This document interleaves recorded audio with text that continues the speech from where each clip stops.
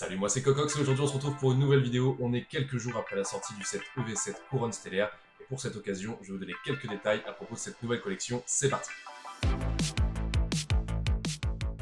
Tout d'abord, commençons par parler du Pokémon qui est mis à l'honneur. C'est un nouveau Pokémon légendaire, il s'appelle Terrapagos. Si vous ne faites que collectionner les cartes, certainement que ce Pokémon ne vous parle pas du tout.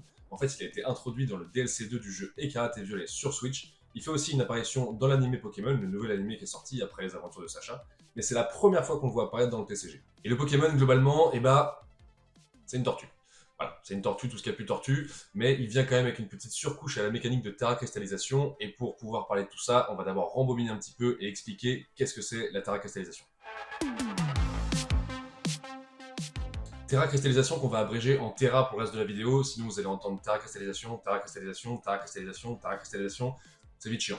Je vais essayer de faire simple, la Terra c'est en fait une nouvelle mécanique dans Écarlate et Violet, au même titre que l'était la Méga Évolution, les attaques Z ou le Dynamax pour les générations précédentes. Le principe il est assez simple, en fait ça consiste à une évolution temporaire du Pokémon, un petit peu comme l'était la Méga Évolution à l'époque, mais là c'est juste le type du Pokémon qui va changer.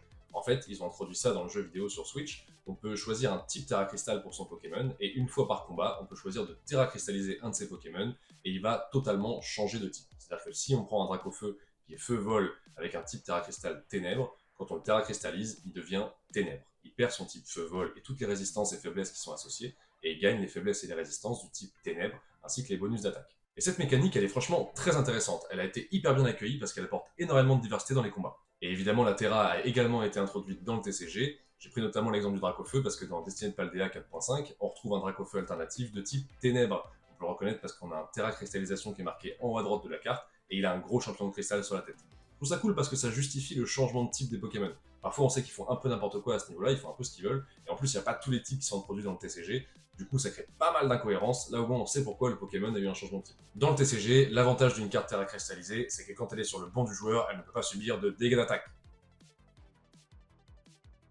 Ça manque de punch, hein. Ça manque cruellement de punch quand même. Je n'ai pas assez joué au TCG pour apporter un avis pertinent sur à quel point la mécanique est forte dans le jeu. Faudrait demander à un expert, la question est intéressante à poser, mais franchement je trouve qu'elle manque de punch par rapport à l'intérêt qu'elle a dans le jeu vidéo. Là, c'est un peu décevant quand même. Maintenant qu'on a introduit la Terra, je vais pouvoir revenir à mon histoire de surcouche de Terra cristallisation que Terrapagos il apporte. Désolé si c'était un peu long, mais j'avais besoin d'introduire le concept pour parler de la suite. Je parle ici de la Terra stellaire. En fait, c'est une nouvelle mécanique de Terra cristallisation qui ne change pas le type du Pokémon, qui lui donne juste des bonus d'attaque sur tous les types d'attaque, une fois par combat. En tout cas, c'est comme ça que c'est introduit dans le jeu vidéo. C'est-à-dire que, par exemple, un Dracofeu de type Feu-Vol qui Terra stellaire, il peut utiliser l'attaque morsure, il aura un bonus d'attaque sur l'attaque morsure qui est de type ténèbres. S'il refait l'attaque morsure, il aura plus de bonus d'attaque. C'est une fois par type. Sauf pour Terrapagos, qui conserve tout le temps le bonus. Et dans le TCG, cette mécanique de Terra stellaire, elle change le design. Et oui, dans cette nouvelle collection Couronne Stellaire, il y a plein de cartes qui sont Terra stellaires, mais pour les avoir lues, j'ai l'impression que ça ne change strictement rien à la mécanique de Terra cristallisation de base. C'est assez décevant, faudrait demander à un expert, encore une fois, je vais voir dans les jours à venir si c'est confirmé, mais j'ai l'impression que cette Terra stellaire ne sert strictement à rien, n'apporte rien du tout à la mécanique du jeu. La seule différence à noter avec la Terra de base, c'est que comme dans le jeu vidéo, les Pokémon ne changent pas de type quand ils sont Terra stellaire. Est-ce que c'est vraiment très fort? Faudra voir avec les nouveaux decks qui vont émerger. Je trouve ça un petit peu léger quand même. Voilà pour la partie barbante sur la Terra cristallisation, où comme la série s'appelle Couronne Stellaire, je trouvais ça important de poser le contexte. Au moins c'est fait, on va pouvoir passer aux détails de la collection. Alors, EV7 Couronne Stellaire comporte 302 cartes, et franchement je trouve ça pas mal, le nombre de cartes global diminue. Je vous mets un graphe avec le nombre de cartes par série du bloc Écarlate et Violet, et on voit que même si d'une série à l'autre, parfois les cartes peuvent augmenter, globalement le nombre de cartes par série diminue. Évidemment, si j'exclus les .5 sont des séries un petit peu particulières, où il y a souvent moins de cartes, pas toujours, mais souvent moins de cartes.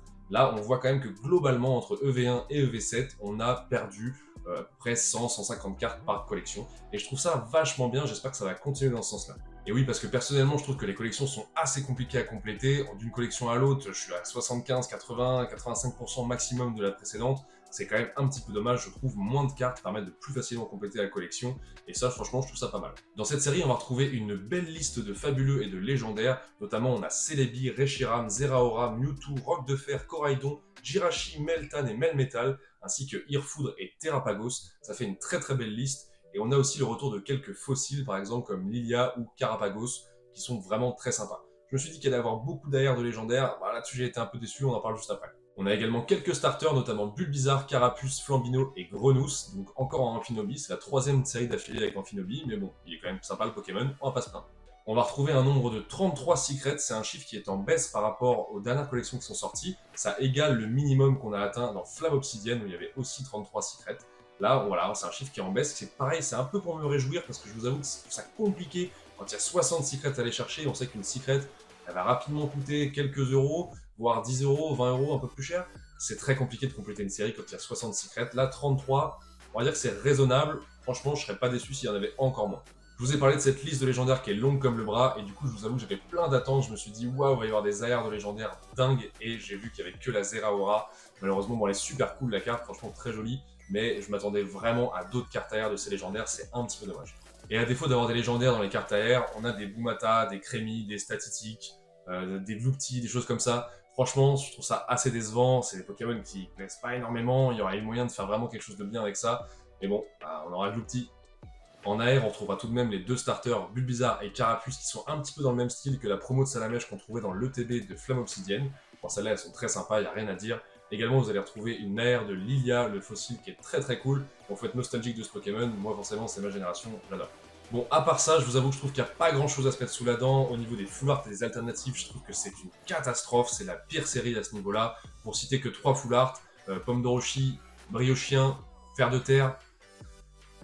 Pas fou quoi. Briochien et Pomme de Rochi que l'on retrouve aussi dans les alternatives, à côté de 2 cartes dresseurs et de Megavolt et Terrapagos pour un total de 6 alternatives. J'espère que je choperai la Terrapagos parce que les autres sont pas dingues. Hein. Ouais, Briochien est joli, mais Briochien quoi. Briochien, j'ai un chien, on m'en fout d'avoir des Pokémon chiens. Et concernant les cartes Gold, eh ben on va faire simple, on va pas parler des cartes Gold. Voilà, next. C'est nul, c'est nul. Concernant les items, on va retrouver les items classiques d'une série, display, ETB, tripack, booster sous blister. J'aimerais bien vous faire une démonstration de tout ça, mais j'ai pas encore reçu ma commande. On fera certainement une vidéo de l'ouverture de l'ETB ou de la display, je sais pas encore, mais à suivre dans les prochains jours. Petite conclusion sur cette nouvelle série, globalement je pense que c'est une série qui n'est pas à totalement ignorer, il y a quand même des cartes très sympas à aller chercher, mais j'attends déjà EV8. J'avoue que j'ai beaucoup d'attentes pour EV8, on en parlera plus tard. Là, je suis juste content de sortir un petit peu de la période EV6, EV6.5 qui était assez ennuyante. Il y a moins de cartes, il y a des côtés positifs, il y a des cartes cool à aller chercher, mais globalement, c'est pas non plus la meilleure série des cartes violet, je pense. On verra à quel point elle est appréciée ou non. Est-ce que c'est intéressant de garder scellés les items ou non? Parfois, c'est les items comme ça, les séries qui marchent moins bien, qui sont ensuite vendues beaucoup plus cher dans quelques années, parce qu'il y a moins d'items en circulation, les gens n'ont pas forcément acheté. Donc à voir, à suivre. Dites-moi si vous allez garder la collection scellée. Moi, peut-être que je rachèterai une display, je sais pas encore.